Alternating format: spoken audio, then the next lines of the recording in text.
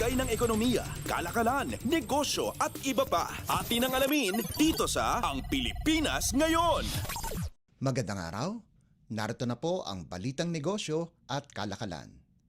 Napanatili ng Asian Development Bank o ADB ang economic growth forecast ng Pilipinas ngayong taon sa 6% habang nasa 6.2% naman sa taong 2025. Base sa 2024 Asian Development Outlook Report, hindi nabago ang kanilang pagtaya sa paglago ng ekonomiya sa nauna nilang forecast noong Setyembre. Ang kanilang pagtaya ay parehas sa growth outlook ng economic managers kung saan ang gross domestic product o GDP growth para sa taong 2024 ay inaasahang lalago sa 6% hanggang 6.5% habang nasa 6% hanggang 8% para sa taong 2025. Ayon sa multilateral lender, kapwa itutulak ng household consumption and investment ang ekonomiya, samantalang may ambag din ang ilang sektor sa kabuuang paglago gaya ng services sector, construction at manufacturing. Nakikita rin ang patuloy na ambag ng gobyerno at private infrastructure sa GDP. Kaparehas sa mga naunang pagtaya, inaasahang mananatiling second fastest growing economy sa Southeast Asia ang Pilipinas, kasunod ng Vietnam at mas nauna naman sa bansang Indonesia, Malaysia, Singapore at Thailand. Lagay ng ekonomiya, kalakalan, negosyo at iba pa. Atin ang alamin dito sa Ang Pilipinas Ngayon. Binigyang halaga ni Finance Secretary Ralph Recto ang good corporate governance sa pagkamit ng sustainable economic growth ng Asian economies. Ito ang mensahe ni Recto sa harap ng Organization for Economic Cooperation and Development o OECD.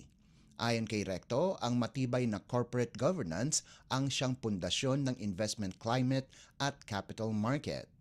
Ito rin anya ang kailangan ng Pilipinas para sa pagpapaunlad ng ekonomiya at daan para lumago ang mga negosyo at buhay ng mga Pilipino.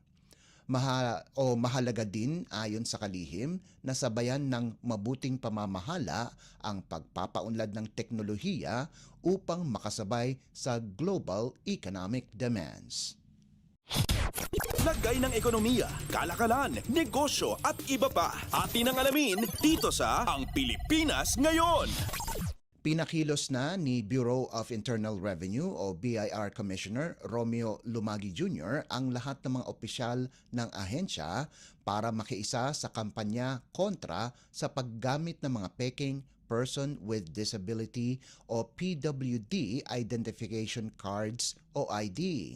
Ayon kay Commissioner Lumagi, may tuturing na tax evasion scheme ang naturang gawain na batay sa investigasyon ng Senado ay nagdulot ng 88 bilyong pisong pagkalugi sa pamahalaan. Dahil dito, magkakasanaan niya ang BIR ng nationwide crackdown sa mga fake PWD ID sellers at users sa bansa. Kabilang dito ang tax audits sa mga transaksyon sa mga nagpapadiscount gamit ang PWD ID sa iba't ibang establishmento. Makikipagtulungan din ang BIR sa Department of Health o DOH at National Council on Disability Affairs para sa pagberipika ng PWD IDs na isinusumite sa mga establishmento. Sa impormasyon na nakalap ng BIR, ang bentahan ng mga peking PWD ID ay kadalasang ginagawa sa online marketplaces. Lagay ng ekonomiya, kalakalan, negosyo at iba pa. Atin ang alamin dito sa Ang Pilipinas Ngayon.